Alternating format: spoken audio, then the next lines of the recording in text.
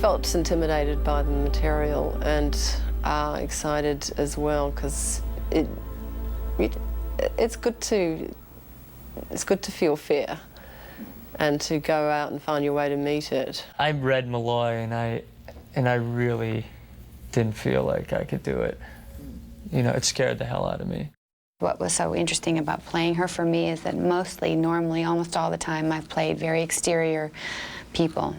Nobody, this is almost like a silent movie for me. She doesn't talk, she doesn't dance, she doesn't but-up. It's a very interior character.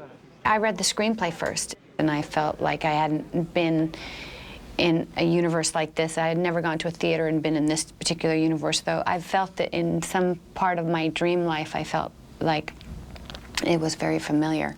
I was just hoping, and as I always do, that someone who's just in the right place in their life will see our material and come to me, you know, and that's exactly what happened really with Meg. I knew she would know how much the project would be asking for her to be interested in meeting, so I thought, well, you know, she must be really interested in taking a step into the deep. There's this great thing it says in the book about how one of the requirements of being a human being is to surrender to the evolution of your soul, no matter how terrifying it might be.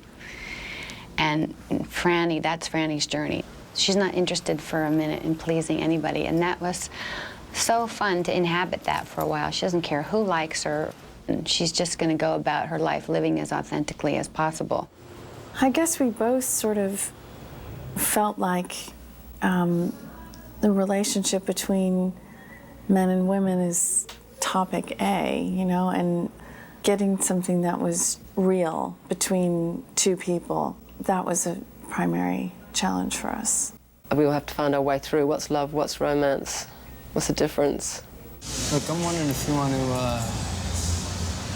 to get a beer or something. And I got a cousin who works at a bar in Sheridan Square, and he says a lot of writers coming in. Maybe Now? you've been there. Not now, I'm working now. Where? Here, 2 hours from now. I first came across the book in the cut probably shortly after it came out in '96. I had written 3 books that were part of a Hawaiian trilogy about my childhood. And I thought, well, wouldn't it be interesting to try something altogether new? So I spent about 2 years reading absolutely every kind of detective and crime fiction I could find, everything. And also I read a lot of pornography and a lot of erotica. I thought, what would it be like if a woman wrote a noir novel, which is customarily written by a man? And also I was interested in writing about sex, because I didn't think it had been done much, and I didn't think it had been done very well. They have a very hot, sexy love affair that in the end changes them both, I think. It's pretty outrageously sexual too, you know? So a lot of stuff I've never done on screen before. It was like a leap into the dark, a leap into the ocean of faith, really, and I think a lot of that is required when you make a film. If you could just kind of take the first step, it'll carry you. If you could just keep yourself open long enough for something to happen. Just hold it there for a moment when you look at it, you know? Jane would always say to me, no apologies. He doesn't apologize, ever. And we'd be in rehearsal, and I'd kind of, she would yell at me, no apologies, you know? And there's something really freeing about someone who never apologizes. The character is very different than the guy, Mark Ruffalo, and this guy, Giovanni Malloy, are very different people, and that was really fun to watch. It feels like when you watch him, you can read his mind, and I would watch him take to take to take and never see the same thing. So I was counting on the fact that it would be, you know, high risk, high opportunity for him to bring out all his reserves and for us to figure it. I hoped I would be equal as an ally in the job. We had a 3-hour lunch meeting, and we talked about the script and the character. She cast me that day. Mark and I also instantly felt comfortable with each other and felt we could just say things as they were. When I met Jane, I had a brain tumor, you know. I hadn't worked for 10 months. And I wasn't sure that I was ever going to really work ever again as an actor. And she saw that kind of brokenness She said, you know, that's what I want to see in Malloy. This guy is a really, really subtle, interesting actor that he has a way of melding, using himself and the qualities of the character so intricately. Yes, he's worked it out. It's not by accident it happened. Living the dream, man. Stand by, please. Here we go. I just thought what a great, cool sister Jason Leigh would be, and just to play her just as she is. As she's so bright, she's so smart, and she's exquisitely sexy and feminine.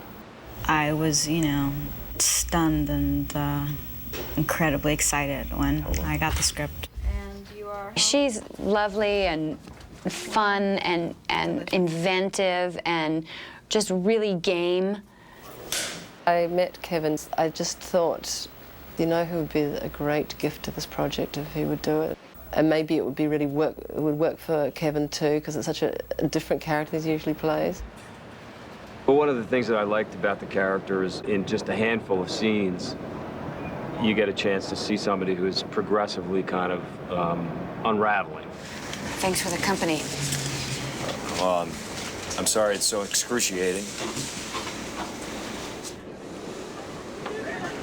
I mean, really, I just got a group of pretty amazing individuals who brought a lot of themselves to it.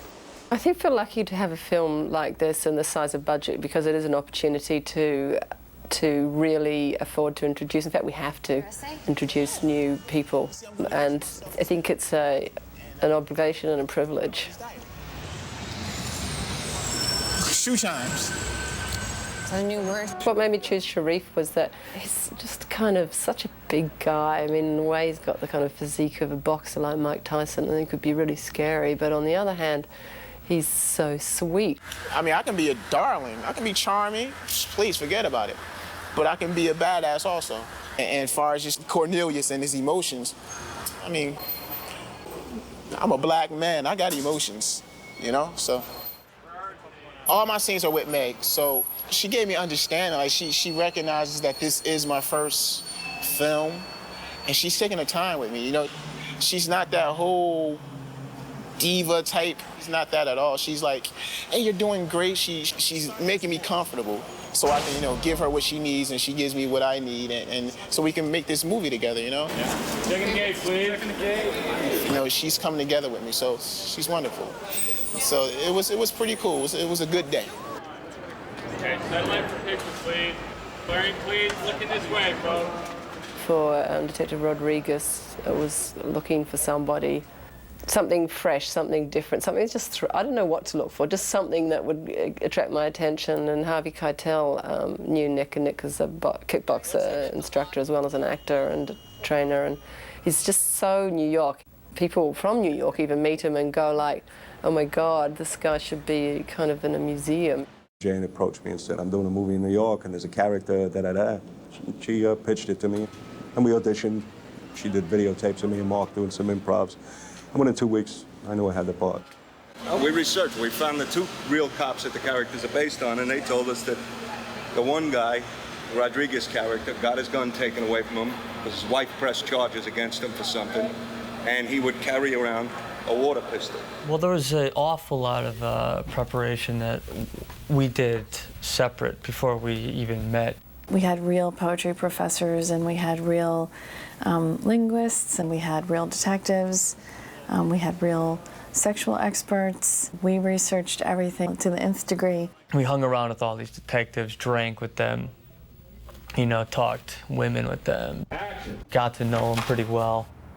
And so we all were working really hard to get that honest. And then all the extras went to one of our detective advisors, led a detective school. You know, Jane had all this improvisation going on about, you know, little fights and inner workings and backstory and all that.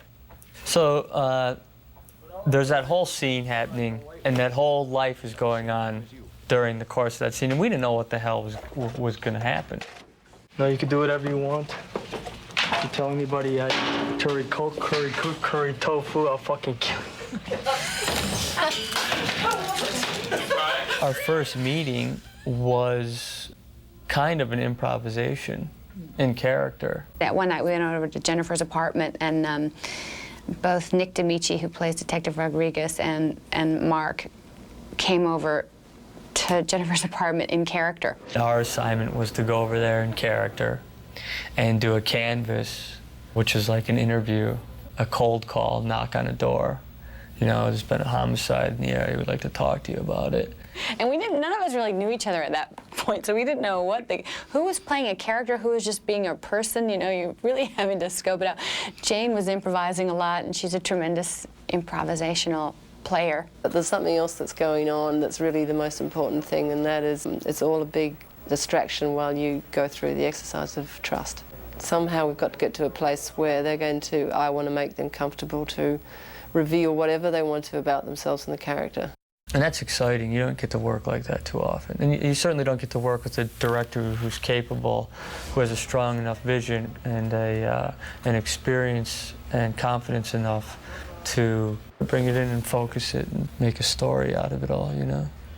I'm just like the biggest Jane Campion fan, you know. I've admired her forever, and Sweetie was a huge inspiration for me, and like all my work, and a big inspiration for me with Georgia. It was my favorite movie forever and ever, and I loved the piano, and I had met her a few times, and I just think the world of her.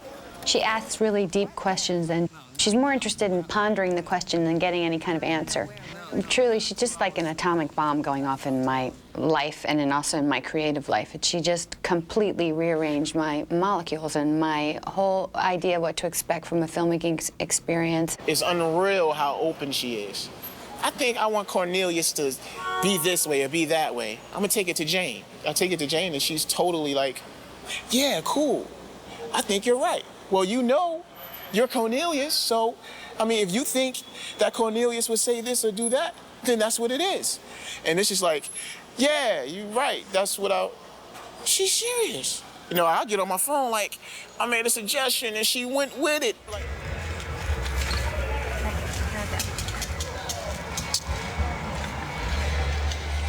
oh, you are so sexy. Help me put my earring back in, come here. This dude is crazy. Roll down. Gonna go up onto the sidewalk? Yeah. Yeah, kind of. We get on there sort of immediately? Everybody loves the idea of shooting a movie in New York, but very few people get to do it. It's such a great city, and it's a great place to work. The city is totally unpredictable, completely unrestrainable, and it's just been dark and joyous and the perfect reflection of the film. The idea was to shoot it entirely in New York, and there's an enormous amount of resistance to that within the industry because it's really hard to shoot here, and it's complicated, and it's expensive, and it's messy. The streets that we shot on around the village and in Tribeca, we chose streets definitely that had a lot of red brick and that served our palate well, and occasionally we had to take away things, but there was a unity between the story and Jane's desire of a warm, real New York and what's actually there. New York, well, especially the lower half, because our story happens there, is our set, and it's full of life and stuff's happening all the time. And once you realise that, you think, God, you know, everything we see and hear and feel here is our part of our story. It can be, and I think it's the best thing that happened to us. Take 4, Margaret. Will you have sex with me? That's right. I'm out of my fucking mind. Will you have sex with me? Excuse me. We were looking for a kind of poetic realism, and I think a kind of cinema verite approach to shooting the film, not wanting shots to be constructed, but rather to have them be quite loose and let the acting dictate the camera. You see, I started paying attention to films that came out in the 70s, which was a fantastic era for cinema, the best, like just classic. And just doing some research and looking back at those films, what I fell in love with was the style of acting, which has kind of changed since then, where there was a lot of just being, and you relaxed and you let the story tell the story, and the actors had no sense of responsibility for indicating or pointing to things that were coming up. That's the story's job. It'll take you through. I mean, nothing I'm doing is new. It's all been indicated or seen or, you know, discovered or created before. All I'm doing is I'm just putting it together for a new story in a different time. For me and for Jane too, it was just about so many things. We get, as women, probably men too, but we get so sidetracked by romance, and we forget to look for the lasting thing and the thing that is most true. And this is, I think, Jane's real examination of those ideas.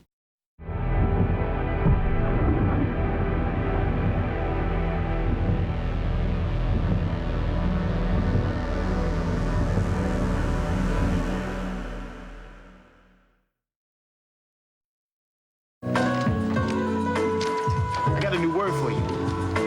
Meow. Is this your usual? Are you gonna write that down?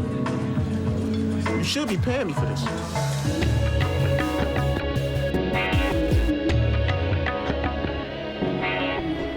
Meow. An expedition, usually to make trouble or to shoplift, of Brooklyn derivation. What are house mouses? House Mouse. A police detective on modified duty.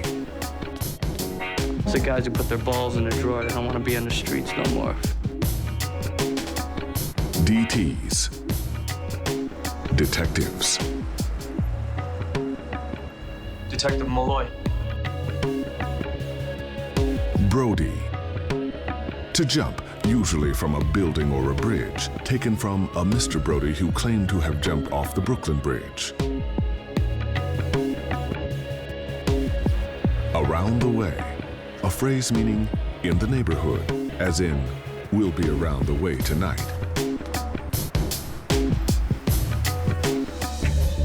Jammy. A gun.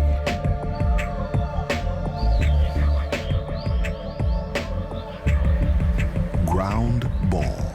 A phrase meaning something easy or simple.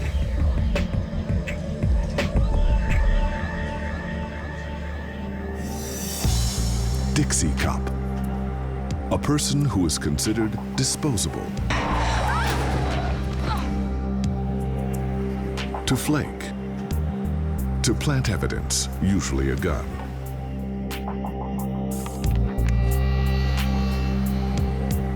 Track. A contract, as in, I got a track to kill him. What does broccoli mean? Depends on the context. Pubic hair or marijuana, it's a noun. And Virginia? Vagina, as in he penetrated her Virginia with a hammer. Yikes. Slang is either sexual or violent. Or both. But it's witty, I think it's really witty.